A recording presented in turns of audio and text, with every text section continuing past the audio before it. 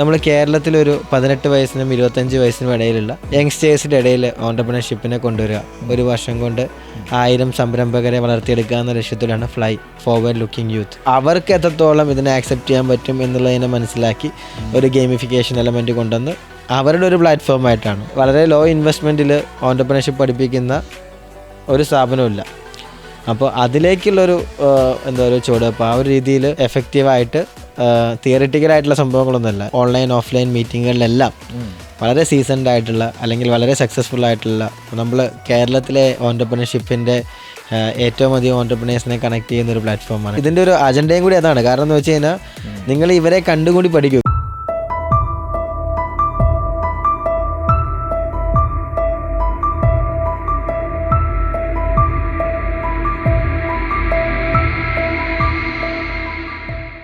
എല്ലാവർക്കും നമസ്കാരം. ഞാൻ ഡോക്ടർ രഞ്ജിത് രാജ്, പാഡിൽ ബിസിനസ് കൺസൾട്ടൻസ് എന്ന സ്ഥാപനത്തിൻ്റെ മാനേജിംഗ് പാർട്ണർ ആൻഡ് CEO ആണ്. മലയാളികളായ സംരംഭകർക്കിടയിൽ വളരെ പരിചിതമാണ് ബ്രാൻഡ് സ്റ്റോറീസ് എന്ന മാഗസിൻ. ബ്രാൻഡ് സ്റ്റോറീസ് അനവധി ബിസിനസ് ഇവൻറ്റുകൾ നടത്തുന്ന ഒരു പ്രസ്ഥാനമാണ്. അതോടൊപ്പം തന്നെ ടേണിംഗ് പോയിൻ്റ് എന്ന ഈ യൂട്യൂബ് ചാനൽ, ടേണിംഗ് പോയിൻ്റ് ഒരുപാട് ആളുകളുടെ കഥകൾ, ഒരുപാട് ബിസിനസ് സംരംഭകരുടെ വിജയവും പരാജയവും ഒക്കെ നമ്മുടെ മുമ്പിലേക്ക് എത്തിച്ചിട്ടുള്ള ഒരു വലിയ മീഡിയ തന്നെയാണ്. അപ്പോൾ ഈ സംരംഭങ്ങളുടെയൊക്കെ ഇടയിൽ ഒരു പുതിയ സംരംഭം കൂടെ കൊണ്ടുവരുവാണ് ഇതിൻ്റെ പിന്നണി പ്രവർത്തകനായ മിസ്റ്റർ സാമി ഹരിദാസ്. അദ്ദേഹത്തിൻ്റെ ഈ പുതിയ സംരംഭം എന്താണെന്ന് നമ്മളിന്ന് പരിചയപ്പെടാൻ പോവുകയാണ്. അതിന് മുമ്പായിട്ട് എല്ലാവരോടും പറയാനുള്ളൊരു കാര്യം, ഈ സംരംഭക മോഹമൊക്കെ ഉള്ള ആളുകൾ അതിനെ ഒന്ന് വലിയ തലത്തിലേക്ക് ഉയർത്തുന്നതിന് വേണ്ടി സഹായിക്കുന്ന ഫോർവേഡ് ലുക്കിംഗ് യൂത്ത് എന്ന് പറയുന്ന ഫ്ലൈ എന്ന പ്ലാറ്റ്ഫോം, ആ പ്ലാറ്റ്ഫോമാണ് അദ്ദേഹത്തിൻ്റെ പുതിയ സംരംഭം. അപ്പോൾ അതിനെപ്പറ്റിയും എന്തൊക്കെയാണ് സംരംഭകർക്കായിട്ട് പുതിയതായിട്ട് അദ്ദേഹം ഓഫർ ചെയ്യുന്ന സർവീസ് എന്നൊക്കെയുള്ളത് നമുക്ക് മിസ്റ്റർ സാമി ഹരിദാസിൽ നിന്ന് തന്നെ ഒന്ന് അറിയാം. അപ്പോൾ എല്ലാവർക്കും വളരെ പരിചിതനായ വ്യക്തിയാണ്. കാരണം ബ്രാൻഡ് സ്റ്റോറീസിൻ്റെ പല ഇവൻറ്റുകളിലുമൊക്കെ ഈ മുഖം വളരെ പരിചയം ഉണ്ടാവും. പലപ്പോഴും സംരംഭകരെ മുന്നോട്ട് കൊണ്ടുവരുമ്പോഴും നിങ്ങളൊക്കെ പുറകിൽ നിന്ന് പ്രവർത്തിച്ചുകൊണ്ടിരുന്ന ആളുകളാണ്. അപ്പോൾ എനിക്കതുകൊണ്ട് തന്നെ ഇതൊരു വ്യത്യസ്ത അനുഭവമാണ്. അപ്പോൾ സാമി ഹരിദാസിനെ ഒന്ന് പരിചയപ്പെട്ടിട്ട് നമുക്ക് ഫ്ലൈയിലേക്കൊന്ന് പോവാം. ഒന്ന് പറയാമോ താങ്കളെ പറ്റി? ഞാൻ നിലവിൽ ബ്രാൻഡ് സ്റ്റോറീസ് ബിസിനസ് മാഗസീൻ്റെ മാനേജിങ് ഡയറക്ടറാണ്. ഇപ്പോൾ കേരളത്തിൽ ഒരുപാട് സംരംഭങ്ങളെ മുന്നിലേക്ക് കൊണ്ടുവരുന്നതിൽ വളരെ നിർണായകമായിട്ട് പങ്കുവഹിച്ചൊരു മാഗസീനാണ് ബ്രാൻഡ് സ്റ്റോറീസ്. അതുപോലെ തന്നെ ടേണിംഗ് പോയിൻറ്റിൻ്റെ ഫൗണ്ടറാണ്. ഇപ്പോൾ ടേണിംഗ് പോയിൻറ്റിലൂടെ ഏകദേശം നമ്മളൊരു 200-ലധികം സംരംഭകരുടെ കഥ പറഞ്ഞിട്ടുണ്ട്. വിജയിച്ച ഒരുപാട് സംരംഭകരുണ്ട്. ടേണിംഗ് പോയിൻ്റ് എന്ന ജീവിതത്തിൽ ടേണിംഗ് പോയിൻ്റ് ആയിട്ടുള്ള ഒരുപാട് ആളുകളെ നമുക്ക് ക്രിയേറ്റ് ചെയ്യാൻ സാധിച്ചിട്ടുണ്ട്. ഒരുപാട് ആളുകൾ മോട്ടിവേറ്റ് ചെയ്ത് ആത്മഹത്യയിൽ നിന്ന് മാറി ഓൺടർപ്രണർഷിപ്പിലേക്ക് കൊണ്ടുവരാൻ സാധിച്ചിട്ടുണ്ട്. അപ്പോൾ ആ ഒരു രീതിയിലൊക്കെ കഴിഞ്ഞ ഒരു 6 വർഷക്കാലമായിട്ട് ടേണിംഗ് പോയിൻറ്റും ബ്രാൻഡ് സ്റ്റോറീസും ബിസിനസ് ലോകത്തിന് ഒരുപാട് സംഭാവനകൾ നൽകി വരുന്നുണ്ട്. അപ്പോൾ ആ കൂട്ടത്തിലേക്ക് നമ്മൾ കേരളത്തിലൊരു 18 വയസ്സിനും 25 വയസ്സിനും ഇടയിലുള്ള യങ്സ്റ്റേഴ്സിൻ്റെ ഇടയിൽ ഓൺടർപ്രണർഷിപ്പിനെ കൊണ്ടുവരിക. ഒരു വർഷം കൊണ്ട് 1000 സംരംഭകരെ വളർത്തിയെടുക്കുക എന്ന ലക്ഷ്യത്തിലാണ് ഫ്ലൈ ഫോർവേഡ് ലുക്കിംഗ് യൂത്ത് എന്ന് പറയുന്ന ഒരു സംഭവം നമ്മൾ സ്റ്റാർട്ട് ചെയ്യുന്നത്. Forward looking youth. അതെ അതെ. ഈ ഫ്ലൈ എന്ന് നമ്മൾ വിളിക്കുന്ന ഫോർവേഡ് ലുക്കിംഗ് യൂത്ത് എന്ന് പറയുന്ന കോൺസെപ്റ്റ്, അപ്പോൾ ഇതിലേക്കൊക്കെ വരുമ്പോൾ ഒരു കാര്യം ഒന്ന് പറയാനുള്ളത്, ഇപ്പോൾ 6 വർഷത്തോളമായിട്ട് നമുക്കിവിടെ ബ്രാൻഡ് സ്റ്റോറീസും ടേണിംഗ് പോയിൻ്റൊക്കെ ഉണ്ട്. അതിന് മുമ്പ് ഏകദേശം ഒരു മൊത്തം പറയുകയാണെങ്കിൽ 10-15 വർഷത്തോളമായിട്ട് ബിസിനസ്സുമായിട്ടും അല്ലെങ്കിൽ ബിസിനസ്സുമായിട്ട് കണക്ട് ചെയ്തുള്ള പല മേഖലകളിലൊക്കെ താങ്കൾ പ്രവർത്തിക്കുന്നു. അപ്പോൾ ശരിക്കും ഇങ്ങനെ ഫ്ലൈ എന്ന് പറയുന്ന ഒരു പ്ലാറ്റ്ഫോമിലേക്ക് എത്താനുണ്ടായ ഒരു കാരണം എന്താണ്? ശരിക്കും ഇപ്പോൾ കേരളത്തിൽ നോക്കുവാണ്, ഇപ്പോൾ നമ്മൾ ടേണിംഗ് പോയിൻ്റ് തന്നെ ഞാൻ ഒരുപാട് സംരംഭകരെ കാണുന്ന ഒരു വ്യക്തിയാണ്. ഒരുപാട് ആളുകളെ മീറ്റ് ചെയ്യുന്ന ഒരാളാണ്. നമ്മൾ മാർക്കറ്റിംഗ് ആകുമ്പോൾ ഏറ്റവും കൂടുതൽ ഞാൻ തോന്നുന്നു കേരളത്തിലെ ഏറ്റവും കൂടുതൽ ഓൺടർപ്രണേഴ്സിനെ കാണുന്ന ഒരു 50 പേര് എടുക്കുകയാണെങ്കിൽ അതിലൊരാളായിരിക്കും. കാരണം അത്രയധികം ആളുകളെ ഓരോ ഡെയിലി ഒരു 4-5 വ്യത്യസ്തരായ സംരംഭകരെ നമ്മൾ കാണുന്നുണ്ട്. അപ്പോൾ പല സംരംഭങ്ങളും സ്റ്റാർട്ട് ചെയ്യുമ്പോൾ ടേണിംഗ് പോയിൻ്റ് വന്ന് 21 വയസ്സായപ്പോൾ 50 കോടി കടം, അല്ലെങ്കിൽ 10 കോടി കടം, 20 ലക്ഷം കടം, 5 ലക്ഷം കടം. അപ്പോൾ നമ്മളിതിൻ്റെ ഒരു ഇൻറ്റേർണൽ പ്രോസസ്സിലേക്ക് പോയപ്പോൾ ഈ കടം വരുന്നത് എന്തുകൊണ്ടാണ്? ശരിക്കും 21 വയസ്സിൽ തുടങ്ങുന്നതുകൊണ്ടാണോ കടം വരുന്നത്? ശരിക്കും അങ്ങനെയല്ല. ഈ ബിസിനസ് എന്താണെന്ന് മനസ്സിലാക്കാതെ സ്റ്റാർട്ട് ചെയ്യുന്ന ഒരുപാട് ആളുകളാണ്. ഒരു പാഷൻ, അതായത് ഒരു ബിസിനസ് ഐഡിയ വരുന്നു, കോഴിമുട്ട 10 പൈസ ലാഭമുണ്ട്, 1 ലക്ഷം കോഴിമുട്ട ഒരു ദിവസം വിറ്റാൽ ഇത്ര രൂപ ലാഭം വരും. ഇതൊരു കണക്കാണ്. പക്ഷേ കോഴിമുട്ടയ്ക്ക് മാർക്കറ്റ് ഉണ്ടോ, അല്ലെങ്കിൽ അത് വിൽക്കാൻ പറ്റുന്ന പ്രൊഡക്റ്റാണോ, അതൊരു പെറിഷബിൾ പ്രൊഡക്റ്റാണ്, എത്ര നാളത് നിൽക്കും, അല്ലെങ്കിൽ എന്ത് പ്രൊഡക്റ്റ് ആണെങ്കിലും അതിൻ്റെ മാർക്കറ്റ് സ്ട്രാറ്റജി എന്താണ്, അതിൻ്റെ നിലവിലെ കോമ്പറ്റീറ്റർ എന്താണ്, അതെങ്ങനെ മാർക്കറ്റിൽ എസ്റ്റാബ്ലിഷ് ചെയ്യാം, ഇതൊന്നും മനസ്സിലാക്കാതെ പെട്ടെന്ന് ആ പ്രോഡക്റ്റ് അങ്ങോട്ട് വാങ്ങുന്നു, അല്ലെങ്കിൽ അതിലേക്ക് ഇൻവെസ്റ്റ് ചെയ്യുന്നു. എല്ലാം കഴിഞ്ഞ് ശരിക്കും ഇൻവെസ്റ്റ് ചെയ്യുന്ന സമയമാകുമ്പോഴത്തേക്കും ആണ് മനസ്സിലാവുന്നത് ഇത്ര നാളും ചെയ്തതെല്ലാം മണ്ടത്തരായിരുന്നു എന്നുള്ളത്. അപ്പോൾ ഈ ഒരു മണ്ടത്തരത്തിന് അല്ലെങ്കിൽ ഈ ഒരു എന്താ പറയുക ഒരു പ്ലാനിങ് ഇല്ലാതെ ഒരു കാൽക്കുലേറ്റർ ഇല്ലാതെ എടുക്കുന്ന റിസ്കിനെ എങ്ങനെ മാനേജ് ചെയ്യാം. അപ്പോൾ അവിടെ നമുക്ക് ഒരുപാട് ഓപ്പർച്യൂണിറ്റീസ് മനസ്സിലായി. ഒരു ട്രെയിനിങ് ഓപ്ഷൻസ് ഉണ്ട്. അപ്പോൾ ഞാൻ ട്രെയിനിങ്ങിലേക്ക് ഒന്ന് നോക്കി. അപ്പോൾ ട്രെയിനിങ്ങിൻ്റെ ഒരു ആസ്പെക്ട്സ് എങ്ങനെയാണെന്ന് നോക്കി. ഇപ്പോൾ ഓൺടർപ്രണർഷിപ്പ് പഠിപ്പിക്കുന്ന ഒരുപാട് ട്രെയിനേഴ്സ് ഉണ്ട്. ഇപ്പോൾ കേരളത്തിൽ തന്നെ വളരെ ഫേമസ് ആയിട്ടുള്ള ഒരുപാട് ട്രെയിനേഴ്സ് ഓൺടർപ്രണർഷിപ്പ് പഠിപ്പിക്കുന്നുണ്ട്. പക്ഷേ അവിടെയെല്ലാം ഞാൻ നോക്കിയപ്പോൾ അവിടെയെല്ലാം കണ്ടൊരു വലിയൊരു വ്യത്യസ്തമായ സംഭവം എന്ന് വെച്ചാൽ നിങ്ങൾക്കൊരു 10 കോടി ടേൺ ഓവർ ഉണ്ടോ, അല്ലെങ്കിൽ നിങ്ങൾക്ക് 20 കോടി ടേൺ ഓവർ ഉണ്ടോ, അത് വലുതാക്കാൻ ഇത്ര ഫീസ് തരും, ഞാൻ പഠിപ്പിക്കാം. പക്ഷേ ഈ 10 കോടി ടേൺ ഓവറിലേക്ക് എത്തണം എന്ന് പറയുന്ന ഒരു പ്രോസസ്സാണ് ശരിക്കും ബുദ്ധിമുട്ട്. എൻ്റെ ഒരു പേഴ്സണൽ ഒപ്പീനിയനിൽ എനിക്ക് 10 കോടി ടേൺ ഓവർ ഉണ്ടാക്കാനുള്ള സ്കിൽ ഓൾറെഡി ഡെവലപ്ഡ് ആയിട്ടുണ്ടെങ്കിൽ പിന്നെ 100 കോടി ആക്കാൻ എന്നെ ആരും പഠിപ്പിക്കണ്ട, ഓൾറെഡി ഞാൻ പഠിച്ചു കഴിഞ്ഞു എന്നുള്ളതാണ്. അപ്പോൾ ഈ ഒരു സംഭവത്തിലേക്ക് ഈ 10 കോടിയിലേക്ക് എങ്ങനെ എത്താം എന്നുള്ളത് പഠിപ്പിക്കുന്ന ആരുമില്ല. അല്ലെങ്കിൽ വളരെ ലോ ഇൻവെസ്റ്റ്മെൻറ്റിൽ ഓൺടർപ്രണർഷിപ്പ് പഠിപ്പിക്കുന്ന ഒരു സ്ഥാപനമില്ല. അപ്പോൾ അതിലേക്കുള്ളൊരു എന്താ പറയുക ചുവട്. അപ്പോൾ ആ ഒരു രീതിയിൽ വളരെ എഫക്റ്റീവായിട്ട് തിയറിറ്റിക്കലായിട്ടുള്ള സംഭവങ്ങളൊന്നുമല്ല. ഇപ്പോൾ നമ്മുടെ സ്പടികം സിനിമയിൽ ചാക്കോമാഷ് പറയുന്ന പോലെ A+B² അല്ലെങ്കിൽ സൈൻ തീറ്റ ടാൻ തീറ്റ അങ്ങനത്തെ കാര്യങ്ങളൊന്നുമല്ല. നമ്മൾ പഠിപ്പിക്കാൻ ഉദ്ദേശിക്കുന്നത് ഒരു സ്റ്റാഫിനെ എങ്ങനെ ഹയർ ചെയ്യാം, എങ്ങനെ മാനേജ് ചെയ്യാം, ബിസിനസ്സിൻ്റെ സ്കെയിലബിലിറ്റി എങ്ങനെ, അല്ലെങ്കിൽ ബിസിനസ് എങ്ങനെ റൺ ചെയ്യാം. അത് ഡേ ടു ഡേ ലൈഫിൽ നിങ്ങൾക്കൊരു ബിസിനസ് റൺ ചെയ്യാൻ ആവശ്യമായ കാര്യങ്ങൾ. ഇപ്പോൾ നമുക്ക് ബേസിക്കലി വേണമെങ്കിൽ പറയാം പ്രാക്ടിക്കൽ MBA, അതായത് പ്രാക്ടിക്കലായിട്ടൊരു ബിസിനസ് എങ്ങനെ റൺ ചെയ്യാം അത് പഠിപ്പിക്കുക എന്നുള്ളത് തന്നെയാണ് നമ്മളെ ഫ്ലൈയിലൂടെ ഉദ്ദേശിക്കുന്നത്. ഓക്കെ, പ്രാക്ടിക്കൽ MBA എന്ന് പറയുന്ന പ്രോഗ്രാം ഫ്ലൈയുടെ ഒരു പ്രോഗ്രാമാണ് ആണ് അല്ലേ. അപ്പോൾ അതോടൊപ്പം ഞാൻ മനസ്സിലാക്കുന്ന ഒരു കാര്യം, ഇപ്പോൾ നേരത്തെ പറഞ്ഞല്ലോ ഫോർവേഡ് ലുക്കിംഗ് യൂത്ത്, ഒരു മുന്നോട്ട് ഭാവിയെ വളരെ ശക്തമായി കാണുന്ന, അല്ലെങ്കിൽ തെറ്റുകൾ കുറച്ച് ചെയ്തുകൊണ്ട് തന്നെ അധിക ബാധ്യതകളൊന്നും ഉണ്ടാക്കാതെ തന്നെ ഒരാൾക്ക് വിജയിക്കാൻ സഹായിക്കുന്ന ഒരു പ്ലാറ്റ്ഫോം. അങ്ങനെ പറയുമ്പോൾ അതിൽ ഏറ്റവും ഇമ്പോർട്ടൻ്റ് ആയിട്ടുള്ള കാര്യമായിരിക്കും ബന്ധങ്ങൾ, നെറ്റ്വർക്ക് അല്ലേ. കാരണം സാധാരണ നമ്മൾ കാണുന്ന മെച്യൂർഡ് ആയിട്ടുള്ള ബിസിനസ്സുകാർ പലരും വിശ്വസിക്കുന്ന ഒരു തത്വം തന്നെ network is your net worth എന്നാണ് അല്ലേ. അവരുടെ ഒരു നെറ്റ് വർത്തായിട്ട് തന്നെ കാണുന്ന ബന്ധങ്ങൾ. പക്ഷേ ചെറുപ്പക്കാരായ സംരംഭകർക്ക് പലപ്പോഴും ആ നെറ്റ്വർക്ക് ഇല്ല, അല്ലെങ്കിൽ അവർക്ക് സമാന മനസ്ഥിതിയുള്ള ചിന്തിക്കുന്ന ആളുകളെ പരിചയപ്പെടാനുള്ള അവസരങ്ങൾ കുറവ്. ഇതൊക്കെയാണല്ലോ പലപ്പോഴും കാണുന്നത്. ആ ഒരു കാര്യത്തെ അല്ലെങ്കിൽ ആ ഒരു പ്രോബ്ലത്തെ എങ്ങനെയാണ് ഫ്ലൈ അഡ്രസ്സ് ചെയ്യുന്നത്? ശരിക്കും ഞാൻ ഈ 18 വയസ്സ് തൊട്ട് 25 വയസ്സ് വരെ എന്ന് പറയുന്നത് എന്തുകൊണ്ടാണെന്ന് വെച്ച് കഴിഞ്ഞാൽ ശരിക്കും ഒരു ഓൺടർപ്രണർഷിപ്പ് പഠിക്കാൻ പറ്റിയ ഒരു കാലഘട്ടം എന്ന് പറയുന്നത് ഇതാണ്. കാരണം എന്ന് വെച്ച് കഴിഞ്ഞാൽ നമ്മൾ പഠിക്കുന്ന സമയത്ത് തന്നെ പഠിക്കും. ഇപ്പോൾ ഒരു 30 വയസ്സായതിനു ശേഷമൊക്കെ പഠിക്കാനുള്ള നമ്മുടെ മെൻറ്റാലിറ്റി വളരെ കുറവായിരിക്കും. അപ്പോൾ ഈ 18 വയസ്സിനും 25 വയസ്സിനും ഇടയിലുള്ള ആളുകളുടെ ഒരു കമ്മ്യൂണിറ്റിയാണ് ഫ്ലൈ. ഓക്കെ. അപ്പോൾ ഈ കമ്മ്യൂണിറ്റിയിൽ ഹൈബ്രിഡ് മോഡലിലാണ്. ഓൺലൈൻ മീറ്റിംഗ്സ് ഉണ്ട്, ഓഫ്ലൈൻ മീറ്റിംഗ്സ് ഉണ്ട്. അപ്പോൾ ഈ ഓൺലൈൻ മീറ്റിംഗ്സ് വരുന്നു, ഓഫ്ലൈൻ മീറ്റിംഗ്സ് വരുന്നു. ഈ മീറ്റിങ്ങുകളിലൊക്കെ ഒരു ആർട്ട് ഓഫ് നെറ്റ്വർക്കിംഗ് എന്ന് പറയുന്നതിൻ്റെ വളരെ ഇമ്പോർട്ടൻ്റ് ആയിട്ടുള്ളൊരു ആസ്പെക്റ്റ് ആണ്. കാരണം നേരത്തെ പറഞ്ഞ network is your net worth എന്ന് പറയുന്ന പോലെ പല ആളുകൾക്കും, ബിസിനസ് ചെയ്യുന്ന പല ആളുകൾക്കും എന്താണെന്ന് വെച്ചാൽ അവർക്ക് സംസാരിച്ച ആളുകളോട് കൺവിൻസ് ചെയ്ത് എന്താണ് സംസാരിക്കേണ്ടത്, എന്താണ് പ്ലാൻ, അല്ലെങ്കിൽ അവരെങ്ങനെയാണ് ഉദ്ദേശിക്കുന്നത് കൺവിൻസ് ചെയ്യാനോ അല്ലെങ്കിൽ അവർ ബന്ധം ക്രിയേറ്റ് ചെയ്യാനൊന്നും അവർക്ക് അറിയില്ല. ഇത് ശരിക്കും പഠിക്കേണ്ട ഒരു സംഭവമാണ്. ഒരു എന്താ പറയുക, ഓരോ ഗ്രൂപ്പ് ഓഫ് ആളുകളുടെ ഇടയിൽ എങ്ങനെ സംസാരിക്കണം, അല്ലെങ്കിൽ അവരോട് എങ്ങനെ ബിഹേവ് ചെയ്യണം, എങ്ങനെ ഡ്രസ്സ് ചെയ്യണം, എന്താണ് ഒരു ടേബിൾ എത്തിക്കറ്റ്സ്, അല്ലെങ്കിൽ ഒരു പൊതുവേദിയിൽ സംസാരിക്കുമ്പോൾ എങ്ങനെ പ്രസൻറ്റ് ചെയ്യണം. അപ്പോൾ അവർ തന്നെ ഇത് ഓട്ടോമാറ്റിക്കലി ഈ ഫ്ലൈയിലൂടെ പഠിക്കുക എന്നുള്ളതാണ്. നമ്മൾ പഠിപ്പിക്കുകയല്ല, ഇതൊരു ഫൺ മൊമെൻറ്റിലാണ് നമ്മൾ പഠിക്കുക, അല്ലാതെ വന്ന് നമ്മൾ ക്ലാസ് എടുത്ത് പഠിപ്പിക്കുകയല്ല, അത് ഓട്ടോമാറ്റിക്കായിട്ട് നമ്മൾ പഠിക്കുകയാണ്. ഇപ്പോൾ കേരളത്തിൽ അങ്ങനെ പഠിപ്പിക്കാൻ ഓൺടർപ്രണേഴ്സായ വലിയ ഓൺടർപ്രണേഴ്സിനെ പഠിപ്പിക്കുന്ന ഒരുപാട് പ്ലാറ്റ്ഫോംസ് ഉണ്ട്. അങ്ങനെ നമുക്ക് എല്ലാവർക്കും സുപരിചിതമായ ഒരുപാട് പ്ലാറ്റ്ഫോമിൽ ആർട്ട് ഓഫ് നെറ്റ്വർക്കിംഗ് ഇപ്പോൾ ഒരുപാട് കമ്മ്യൂണിറ്റികളുണ്ട്. പക്ഷേ ഈ ഒരു പ്രായത്തിലുള്ള ആളുകളെ ആരും കൺസിഡർ ചെയ്യുന്നില്ല. എല്ലാവരും മരമായതിനു ശേഷം വളമിട്ടിട്ട് അതിൻ്റെ ഒരു സംഭവം കൊണ്ടുവരാൻ നോക്കുന്നത്. അപ്പോൾ അത് തയ്യായിരിക്കുമ്പോൾ തന്നെ അതിലേക്ക് വേണ്ട ഇൻവെസ്റ്റ്മെൻറ്റ് ചെയ്ത് കൊണ്ടുവരിക എന്നുള്ളതാണ് നമ്മൾ ഉദ്ദേശിക്കുന്ന വലിയൊരു ഇത്. അപ്പോൾ നെറ്റ്വർക്കിംഗ് ഇതിൻ്റെ ഏറ്റവും വലിയൊരു അടിസ്ഥാനമായിട്ടുള്ളൊരു സംഭവം തന്നെയാണ് ശരിക്കും. അപ്പോൾ ആദ്യം ഫ്ലൈനെ പറ്റി പറഞ്ഞപ്പോൾ സംസാരിച്ചു, പഠിക്കാനുള്ള അവസരങ്ങൾ, ലേണിംഗ് ഓപ്പർച്യൂണിറ്റീസ് ഇതിൻ്റെ ഭാഗമായിട്ട് ഒരു പ്രാക്ടിക്കൽ MBA. രണ്ടാമത് പറഞ്ഞു ഇതിൻ്റെ നെറ്റ്വർക്കിംഗ് ആസ്പെക്റ്റ്, സമാന മനസ്ഥിതിയുള്ള ഒരുപാട് ആളുകളുമായിട്ട് കണക്ട് ചെയ്ത് മുന്നോട്ട് പോകാനുള്ളൊരവസരം. ഇനി വേറൊന്ന് എനിക്ക് ചോദിക്കാനുള്ളത് ഇതിൽ മെൻറ്ററിങ് ഓപ്പർച്യൂണിറ്റീസ്. കാരണം ഈ സമാന മനസ്ഥിതിയുള്ള ആളുകൾ തമ്മിൽ ഷെയർ ചെയ്യുന്ന നോളജൊക്കെ, അതോടൊപ്പം തന്നെ അനുഭവ സമ്പത്തുള്ള ആളുകളും അതുപോലെ അവരെ ഗൈഡ് ചെയ്യാൻ പറ്റുന്ന ആളുകളുടെ സപ്പോർട്ട് തീർച്ചയായിട്ടും ഒരു കമ്മ്യൂണിറ്റിക്ക് വളരെ ആവശ്യമാണ്, പ്രത്യേകിച്ച് യങ്സ്റ്റേഴ്സിന്. അതിനെങ്ങനെയാണ് ഫ്ലൈ അഡ്രസ്? അത് നമ്മളൊരു ബോർഡ് ഓഫ് അഡ്വൈസറി എന്ന് പറഞ്ഞിട്ട് കേരളത്തിലെ പ്രമുഖരായിട്ടുള്ള ആളുകളെ അതിലേക്ക് കൊണ്ടുവരുന്ന ഒരു ഫോറം അതിനുണ്ട്. അപ്പോൾ അവരായിരിക്കും അവരെ മെൻറ്റർ ചെയ്യുന്നത്. പിന്നെ നമ്മൾ ഈ പറഞ്ഞ ഓൺലൈൻ ഓഫ്ലൈൻ മീറ്റിങ്ങുകളിലെല്ലാം വളരെ സീസൺഡ് ആയിട്ടുള്ള അല്ലെങ്കിൽ വളരെ സക്സസ്ഫുൾ ആയിട്ടുള്ള, ഇപ്പോൾ നമ്മൾ കേരളത്തിലെ ഓൺടർപ്രണർഷിപ്പിൻ്റെ ഏറ്റവും അധികം ഓൺടർപ്രണേഴ്സിനെ കണക്ട് ചെയ്യുന്ന ഒരു പ്ലാറ്റ്ഫോമാണ് ടേണിംഗ് പോയിന്റും ബ്രാൻഡ് സ്റ്റോറീസ്.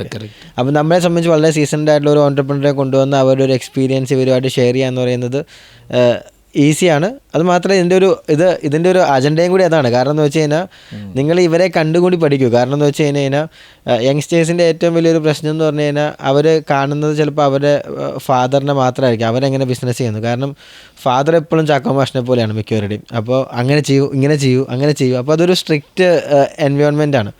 അപ്പോൾ അവർക്ക് ആ ബിസിനസ്സിനോടുള്ള താല്പര്യം ഒരു എന്താ പറയുക, ഇപ്പോൾ ഫാമിലി ബിസിനസ് ഒരുപാട് ആളുകളുള്ള ഒരു ഏരിയയാണ്. അപ്പോൾ അവിടെയൊക്കെ അച്ഛൻ ഇങ്ങനെ ചെയ്യും, അമ്മ പറയുന്നത് ഇങ്ങനെ ചെയ്യും പോലെ. അപ്പോൾ അത് അവർക്ക് ഉപദേശമാണ്. ഉപദേശം ഇപ്പോഴത്തെ തലമുറയ്ക്ക് തീരെ താല്പര്യമില്ലാത്ത ഒന്നാണ്. അപ്പോൾ ഇത് സക്സസ്ഫുൾ ആയ ആളുകളെ അവർ തന്നെ റോൾ മോഡലാക്കാനായിട്ട് നമ്മൾ ഒരുപാട് ആളുകളെ ഇവരിലേക്ക് എത്തിക്കുന്നുണ്ടാവും. ഓരോ മീറ്റിങ്ങിൽ ഓരോ ഓൺടർപ്രണേഴ്സ് സംസാരിക്കുന്നുണ്ടാവും ഇവരോട്.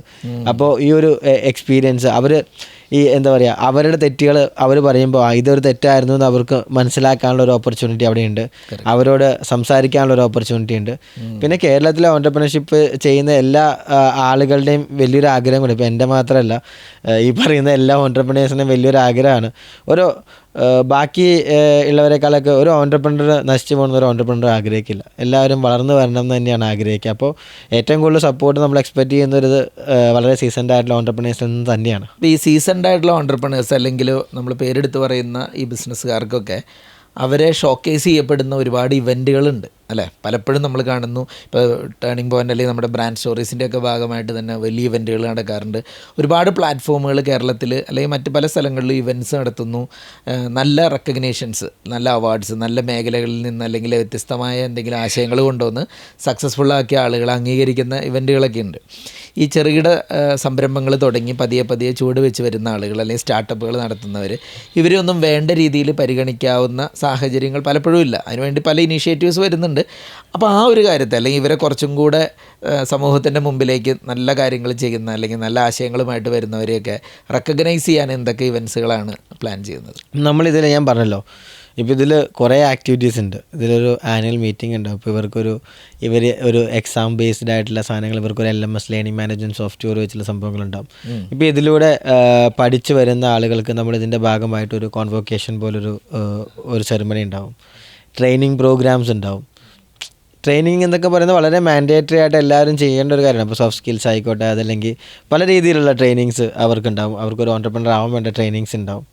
പിന്നെ ഇതിൽ തന്നെ പല രീതിയിലുള്ള പൊസിഷൻസ് ഉണ്ടാവും. ആ പൊസിഷൻസിനനുസരിച്ചുള്ളൊരു ഗെയിമിഫിക്കേഷൻ്റെ ഒരു എലമെൻറ്റ് വെച്ചിട്ട് അവർക്ക് പല രീതിയിലുള്ള ഒരു എന്താ പറയുക, ഒരു റെക്കഗ്നൈസേഷൻസും കാര്യങ്ങളും നമ്മൾ കൊടുക്കുന്നുണ്ടാവും. അതെല്ലാം ഡിപ്പെൻഡാണ് ആ ഒരു മെമ്പർഷിപ്പിനെ അല്ലെങ്കിൽ അതിലേക്ക് ജോയിൻ ആവുന്ന ആളുകളെ അവരെ എങ്ങനെ മുന്നിലേക്ക് കൊണ്ടുവരാം എന്നുള്ള രീതിയിലുള്ള കുറേ ആക്ടിവിറ്റീസ് ആ മെമ്പേഴ്സിന് വേണ്ടി മാത്രമായിട്ട് നമ്മൾ ചെയ്യുന്ന കുറേ ആക്ടിവിറ്റീസ് ആയിട്ടായിരിക്കും അത് പോകുന്നത്. റെക്കഗ്നൈസേഷൻസും ബാക്കി കാര്യങ്ങളെല്ലാം അതെല്ലാം അവരുടെ ജീവിതത്തിൽ മുന്നോട്ട് പോകുമ്പോൾ അവർക്ക് തന്നെ 4 പേരുടെ മുമ്പിൽ ഞാൻ ഈ 18 വയസ്സായപ്പോൾ ഇങ്ങനെ അത് ചെയ്തു, അല്ലെങ്കിൽ 19 വയസ്സ് 20 വയസ്സിൽ ഇങ്ങനെ ചെയ്തു എന്ന് പറയാൻ പറ്റാവുന്ന ഒരു ആസ്പെക്റ്റും കൂടി അതിനുണ്ടാവും. ഇന്നത്തെ ഈ ഒരു ജനറേഷൻ ഏറ്റവും കൂടുതൽ ടൈം ഇൻവെസ്റ്റ് ചെയ്യുന്ന ഒരു മേഖലയാണ് ഈ ടെക്നോളജിയുടെ ഏരിയ. ഇപ്പോൾ ലൈക്ക് സോഷ്യൽ മീഡിയ മുതലങ്ങ് തുടങ്ങി ഇന്ന് പല സ്ഥാപനങ്ങളിലും ഓട്ടോമേഷനാണ് ആ സ്ഥാപനത്തെ ഏറ്റവും കൂടുതൽ റിസോഴ്സുകളൊക്കെ കണക്ട് ചെയ്ത് കൊണ്ടുപോകുന്നത്. അപ്പോൾ നമ്മളിവിടെ ഫ്ലൈ എന്ന് പറയുന്ന പ്ലാറ്റ്ഫോം ഒരു ഹൈബ്രിഡ് മോഡലിലാണ് പ്രവർത്തിക്കുന്നത് അല്ലേ? ഫിസിക്കലി മീറ്റിംഗ്സ് ഉണ്ട്, എന്നിരുന്നാലും ലോകത്തുള്ള എല്ലാ കോണുകളിൽ നിന്നുള്ള ആളുകൾക്കും കണക്ട് ചെയ്യാൻ പറ്റുന്ന മനോഹരമായിട്ടുള്ളൊരു ടെക്നോളജി പ്ലാറ്റ്ഫോമാണ് ഇതിനെ മുന്നിൽ നിന്ന് നയിക്കാൻ പോകുന്നത് അല്ലേ? ഈ ടെക്നോളജിയുടെ ആസ്പെക്റ്റ് ഏത് രൂപത്തിലൊക്കെയാണ് ഈ ഫ്ലൈ എന്ന് പറയുന്ന പ്ലാറ്റ്ഫോമിനെ ഒന്ന് കണക്ട് ചെയ്യുന്നത്? ടെക്നോളജിയുടെ ആസ്പെക്ട്സ് എന്ന് പറയുമ്പോൾ നമ്മൾ ഓൺലൈൻ മീറ്റിംഗ് എന്ന് പറയുന്നത് ഇപ്പോൾ വളരെ കോമൺ ആയിട്ട് എല്ലാവരും ചെയ്യുന്ന ഒരു ആക്ടിവിറ്റിയാണ്. പിന്നെ ഇതിൻ്റെ ബാക്കി ഓൺലൈൻ ഇവൻറ്റ്സ് കൊണ്ടുവരാനുള്ളൊരു ഇതുണ്ട്. അതുകൂടാതെ തന്നെ ഇവർക്ക് ലേണിംഗ് മാനേജ്മെൻറ്റ് സോഫ്റ്റ്വെയർ ഉപയോഗിച്ചുകൊണ്ട് തന്നെ ഇവർക്ക് വീട്ടിലിരുന്നുകൊണ്ടും ഈ സംഭവങ്ങൾ പഠിക്കുക, മനസ്സിലാക്കുക, ഓൺടർപ്രണർഷിപ്പ് മനസ്സിലാക്കുക. അപ്പോൾ ഒരു ആപ്പ് ഡെവലപ്പ് ചെയ്ത ആപ്പ് ബേസ്ഡ് ആയിട്ടുള്ള ട്രെയിനിങ്ങുകൾ ഉണ്ടാവും. അപ്പോൾ അങ്ങനെ ടെക്നോളജീനെ മാക്സിമം കോർഡിനേറ്റ് ചെയ്തുകൊണ്ടാണ് നമ്മൾ പോകുന്നത്. ഭാവിയിൽ നമുക്ക് AI-യുമായിട്ട് ഇൻ്റർഫേസ് ചെയ്യാവുന്ന കാര്യങ്ങളുണ്ടെങ്കിൽ നമ്മൾ അതിനെക്കുറിച്ച് ആലോചിക്കുന്നുണ്ട്. അപ്പോൾ ഇങ്ങനെ ഒരു ഗ്ലോബൽ പ്ലാറ്റ്ഫോമായിട്ടാണ് നമ്മളിതിനെ കാണുന്നത്. ഒരു കേരളത്തിൽ സ്റ്റാർട്ട് ചെയ്തു എന്നുള്ളത് കൊണ്ട് കേരളം മാത്രം ഒരു മാർക്കറ്റായിട്ടല്ല നമ്മൾ ഉദ്ദേശിക്കുന്നത്. ഒരു ഗ്ലോബലി ഓൺടർപ്രണർഷിപ്പിനെ സപ്പോർട്ട് ചെയ്യുന്ന ഒരു പ്ലാറ്റ്ഫോമായിട്ട് വളർത്തുക എന്നുള്ളതാണ് നമ്മൾ ഉദ്ദേശിക്കുന്നത്. ഇനി ഒരു എക്സ്പീരിയൻസും കൂടെ എനിക്ക് ഷെയർ ചെയ്യാനുള്ളത്, ഞാനിപ്പോൾ കഴിഞ്ഞൊരു 17 വർഷത്തോളമായിട്ട് ഈ മാനേജ്മെൻറ്റ് കൺസൾട്ടിങ് രംഗത്ത് നിൽക്കുന്നതുകൊണ്ട് ഏറ്റവും കൂടുതൽ ഈ SME MSME ലെവലുള്ള ബിസിനസ്സുകാരുമായിട്ടാണ് കൂടുതൽ കാണുന്നത്, ഇടപഴകുന്നതൊക്കെ. അപ്പോൾ ഇവിടെയൊക്കെ പലരും അഭിമുഖീകരിക്കുന്ന ഒരു കാര്യമാണ് ഈ ഫാമിലി ബിസിനസ്സുകൾ ചെയ്യുന്ന ആളുകൾ, അല്ലെങ്കിൽ ഫാമിലിയിലുള്ള നെക്സ്റ്റ് ജനറേഷൻ ബിസിനസ്സിലേക്ക് കൊണ്ടുവരണമെന്ന് ആഗ്രഹിക്കുമ്പോൾ പലപ്പോഴും അവർ കാണുന്നൊരു കാര്യം അച്ഛൻ്റെ അമ്മയുടെയൊക്കെ ഒരു ചലഞ്ചസിനെയാണ് അവർ നോക്കിക്കാണുന്നത്. അതായത് അവർ പലപ്പോഴും ഉറക്കമില്ലാതെ നടക്കണം, ഫണ്ട് കിട്ടാതെ അതിൻ്റെ ബുദ്ധിമുട്ട്, സ്റ്റാഫ് ശരിയാവുന്നില്ല, അല്ലെങ്കിൽ മാർക്കറ്റിംഗ് പ്രശ്നത്തിലാണ്, എന്തെങ്കിലുമൊക്കെ ബിസിനസ്സിലെ പ്രോബ്ലംസ് അറിയാവുന്നതുകൊണ്ട് ഇവർ പലപ്പോഴും നെക്സ്റ്റ് ജനറേഷൻ ഒരു നല്ല രീതിയിൽ അടുത്ത സ്റ്റെപ്പിലേക്ക് കൊണ്ടുപോകുന്നതിന് പകരം അവർ വ്യത്യസ്തമായ മേഖലയിലേക്ക് പോകണം, അല്ലെങ്കിൽ വേറെ ഏതെങ്കിലും കോർപ്പറേറ്റ് കമ്പനിയിൽ ജോലി തേടാൻ പോകുന്നു.